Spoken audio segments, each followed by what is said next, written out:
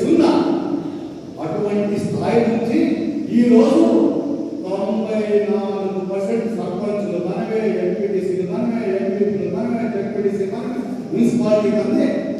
రఘువీరారెడ్డి మంత్రిగా ఉన్నా కూడా మున్సిపాలిటీ నేను పిలిపించుకున్నా అంటే ఇదంతా కూడా వందలాది మందికి, వేలాది మందికి ఉద్యోగాలు ఇంటర్నెట్ పదవులు వచ్చినాయి. ఎంపీలు అయినారు, ఎంపీటీసీ అయినారు, ఎంపీటీసీ అయినా, సర్పంచులు అయినారు, మున్సిపల్ కౌన్సిలర్లు, చైర్మన్లు, వైస్ చైర్మన్లు అయినారు. ఇవన్నీ కూడా నేను టికెట్ ఇచ్చి నేను గెలిచింది కాదా? నా వల్ల వచ్చిన పదవులు ఇవన్నీ కాదనుకున్నాను నేను. ఇవన్నీ నావేంటి, నా కష్టపడతాను. ఇవన్నీ ఉండొచ్చు, మీరు ఉండొచ్చు. టికెట్ ఇచ్చింది నేను డబ్బు సాధన పట్టా ఇచ్చేవాడిని, పుస్తకం ఇచ్చేవాడిని, డబ్బులు కావాలంటే. కానీ గమనించే కూడా ఎన్నో లక్షల మంది జీవితాలు వాడు వీడవాళ్ళు నష్టపోతారు. నాకు డబ్బులు లేకపోయినా పర్వాలేదు, ప్రజలు బాగుండాలని ఆలోచన చేసిన తప్ప డబ్బు గురించి నేను ఆలోచించాను. పార్టీని రన్ చేయాలి.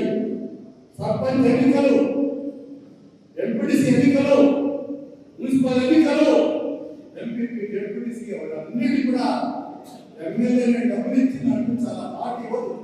పార్టీ ఇవ్వడానికి ఇవ్వదు కూడా. వాటన్నిటిని కూడా సొంతం డబ్బుతో 3-4 కోట్లు ఖర్చు పెట్టి మేము క్యాబినెట్ డబ్బులు ఇచ్చి అన్ని గెలిపించుకున్నాం. మడకశిర నియోజకవర్గం ఓసీ అనే ప్రసక్తే లేదని చెప్తున్నా. ఈ మాటకు కొంతమందికి బాధ కలగచ్చు, కానీ వాస్తవం ఇది, నిజం ఇది. ఇంకొకటి, ఇంకా 50 ఏళ్ళు పోయిన పావుల మధ్యన ఇది కూడా ఎస్సీ గారి ఉంటుందని పదాన్ని గుర్తు చేస్తాం. కాకుండా ఇంకోటి ఉంది, డీలిమిటేషన్ వల్ల సీట్లు పెరుగుతాయి. సీట్లు పెరిగిన దాని వల్ల అమరాపురం, అవని, రొండ, గుడిబండ ఒక నియోజకవర్గాలు కాదు. అమరాపురం, అవని, రొండ, గుడిబండ ఒకటి నక్షత్రం ఒక కాన్స్టిట్యూన్సీ ఉంటుంది. తర్వాత మడకశిర రొట్టం పరిగి ఉంటుంది కొత్త కాన్స్టిట్యూన్సీ. అది ఏమన్నా ఓసీ అయితే కావచ్చు, లేదు అంటే ఎస్టీ ఉమెన్ అయినా కావచ్చు. అది కూడా ఎస్టీ ఉమెన్, ఆడవాళ్ళకు ఉమెన్ కోట రావచ్చు. ఇది వాస్తవం. కాబట్టి కొంతమంది చంద్రులు గుర్తుకుంటూ ఉంటారు, నెక్స్ట్ ఎమ్మెల్యే అయిపోతా, మంత్రి అయిపోతారంటే జనాలతో మాట్లాడుతూ ఉంటారు. ఎటువంటి పరిస్థితుల్లో కూడా వచ్చే ఎలక్షన్లో కూడా నడుస్తున్న నియోజకవర్గం ఎస్సీ ముందుంది అని చెప్తా ఉంటారు. కాకపోతే పక్కది మడకశిర పరిగెత్తం కావాలంటే ఊసి దాంట్లో అవకాశం ఉంది.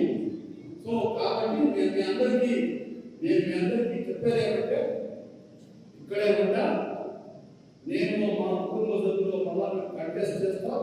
రాజకీయం వల్లే ప్రసక్తి లేదు అని మీ అందరికీ తెలియజేస్తూ, నేను అప్పుడు కూడా పోటీ చేస్తానని ఏమన్నా నేను అనుకుంటే మా పోటీ చేస్తారు.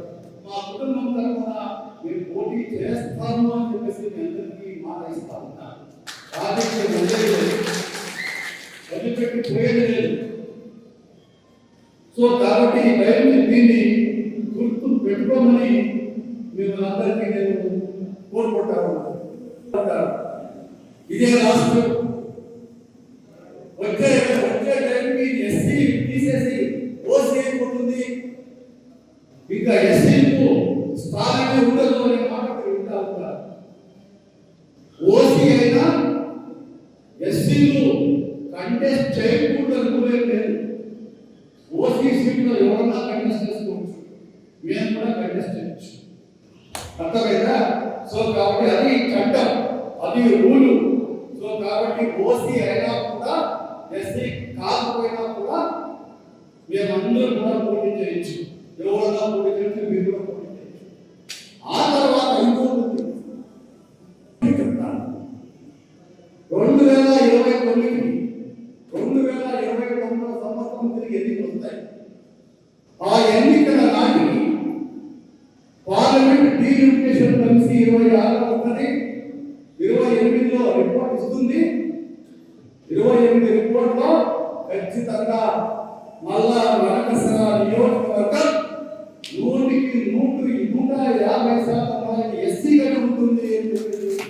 అందరికీ